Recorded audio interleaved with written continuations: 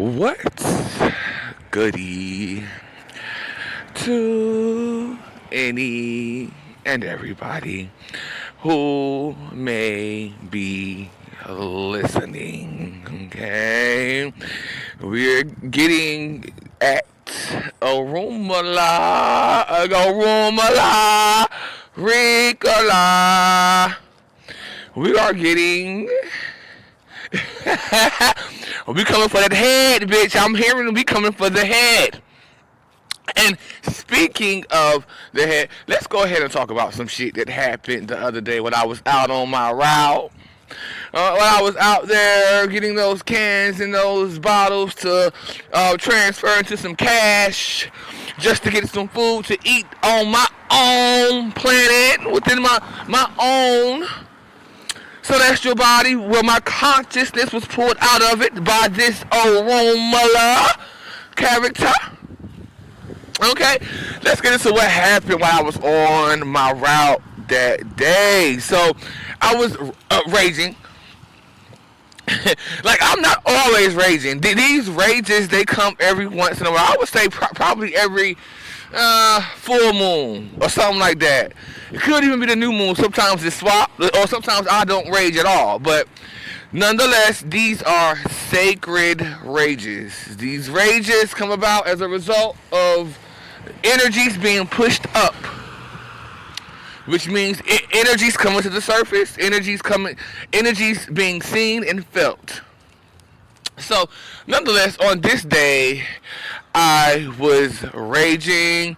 I still had to go out and get a little bit of cans and bottles because the bitch was hungry. With an old hungry, you know, I be hungry. I'm one of them bitches. I be hungry, okay? So, I commenced to going on my route. The first thing that jumped out at me that I noticed when I went to this big recycling bin. I go to this recycling bin all the time because it's normally filled up with all sorts of treats. And what I mean by treats, I'm talking about them cans and them bottles. Those that trick or treat. It'd be like trick or treat for me when I rolled up a bunch of big jackpot full of cans and bottles. It'd be like trick or treat. Fill my bag up, so I fill my bags up with the cans and the bottles. Okay? But it's this roach. Like, there's a board in there, like a wooden board in there. And as I'm reaching for the cans and bottles, this roach come from up under the board and crawl up on the board where I am, like, crawling towards me. Or something like that. This roach looked like it was panicked. This roach looked like it needed help. I couldn't get past the look of the roach. And I was disgusted when I seen the roach up on that board. It was the color contrast for me. That dark brown, the dark brown flat body of that roach, which reminded me of that nose that Orumula has, that flat, wide nose that definitely reminds me of the body of a roach. That's why it stands out so pertinently, and why I say something about it. Even though I got a little wide nose myself, so it ain't flat like to the degree of which Orumula's nose is flat, like the body of a roach. But we're going to be getting more into this roach mess. But also, what stood out to me, it was strictly the head. It was the head that was hung over, sort of like a praying mantis. Or the body was flat. But what I really noticed was that head on the roach, that strong ass head. I can't even say what this head was looking like. But next to that flat body on it, like, this roach ran towards me like it needed help. I took that as a sign. Everything around me is a sign. Everything around me is a message. What I do know, however, is that the feeling that I got was repulsion. I was repulsed by seeing that roach looking like that up on that board and running towards me like that. Since when do roaches run towards the girls instead of away? When the light come on, the roach ran towards me. Okay, now let's get into the truest nature of Orumala, which has to do with the roaches. It's something about them, his abilities. He has the ability to shape shift, okay, back and forth from a roach back into his form. He has the ability to shape shift from out of that body, that human body, where again we're gonna be talking about that vertebrate again. We stay talking about that vertebrate, but we're gonna get on it again. And that I'm hearing exoskeleton as well. Exoskeleton. Shedding and shit like that. As it pertains to this Orumala character. Let me just go ahead and say this right now. This bitch better not be using one of my light sparks to help him in this transference between the roach and his human body. Okay, I'm calling all of my light sparks back. I decree and declare the return of every single one of my light sparks used in the shape shifting of from Orumala, from a human to a roach and back. Okay? Now, this is why I'm always talking about roaches when it refers to this individual. I'm also hearing insectoid. Okay? Which again is a subset of the reptilian. Okay?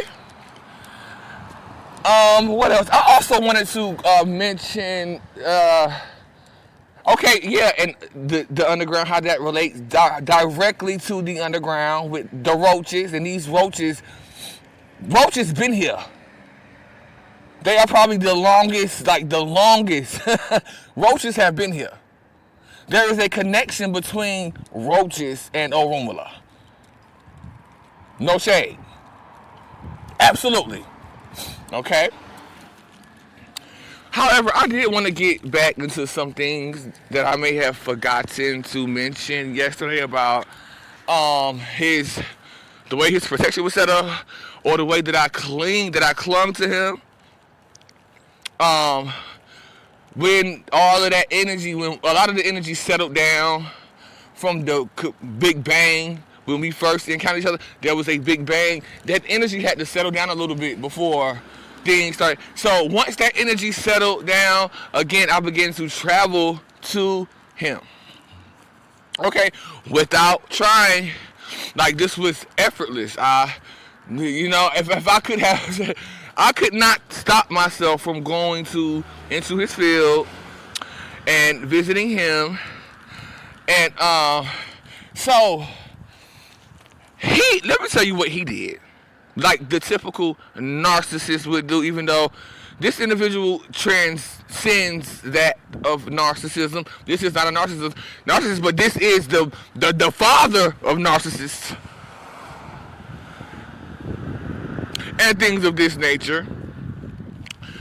He justified how he tried to justify his usage of magic on me for coming into his field, for being in his field, and for coming to visit him, which was uncontrollable, especially since I didn't really know what was going on to this degree. But what had been happening is that this was dark magic in the first place. Okay, this was love spells, because again, that is not my counterpart. He knew that I was going to be doing that, trying to visit him and connect more with him. He knew this prior, that this would be happening, and he used it as justification to actually do the work that he did. I can recall quite clearly being in his field and hearing him speaking to me telepathically, talking about because I was in his field, talking about all right now, you better stop, telling me that I better stop or something like that, coming into his field, as if I could control that at that time, especially because of the dark magic. and the love spells, trying to make me feel like I love him. When bitch, I do not love him. Bitch, I don't love Arumala, girl. I cannot love that thing. That is not a. That's not a god. Okay, that's not even a human. That's a roach with some sort of shit secretion that come up out of them. That vertebrate. Okay. Oh, it's a lot going, and that motherfucking exoskeleton that I'm hearing about, an exoskeleton, and him shedding and shit. Disgusting. And I gotta tell you that it wasn't until what you gonna do?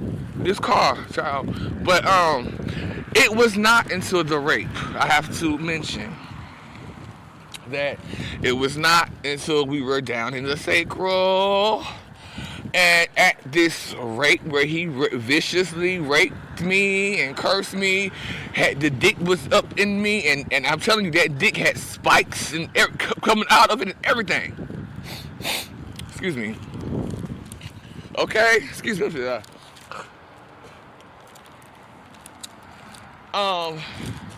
So he used the fact that I was clinging to him when naturally I would not have been clinging to him.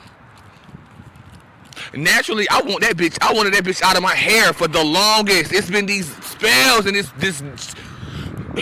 witchcraft. And him tying me to him, trying to tie me to him anyway. Okay? Because I can't stand him. Look at him, the way he walk. I cannot. It's the back for me. It's the lower back that I can see something. I can see a blockage there that I don't like to look at. Up in that lower back, and them cakes. Something about them cakes too that I definitely don't want. Nor that dick, bitch. I don't want none of it. Let's be clear. Let's be very clear. At all. That's trash. And I'm hearing a lot about that up on them knees too. I'm hearing a lot about that getting them dreads pulled too. In these sex sessions, what I'm hearing about. Spirit talk about. That he's been doing for ends. Because again, this is an individual who sucked and stole off of my energy. Girl. So anyway, he used the fact that I was clinging to him via love spells and the past life memories to justify his actions in doing the work. All of a sudden, I started to hear this individual. Now, this is all telepathic because I would be falling asleep. Oh, I'm about to do some work on you. I heard him say that clearly. I heard him say, "Ooh, I'm about to do some work on you." You know, as the days progressed and I kept going to visit to him, or you know, like I said, I was clinging to him a little bit. Excuse me. But, yeah. Okay. So he justified that, my coming to his energy field, as if I was in the wrong, or as if I was doing something to justify him doing what he did. In a true narcissist fashion. Anyway, I believe that's it.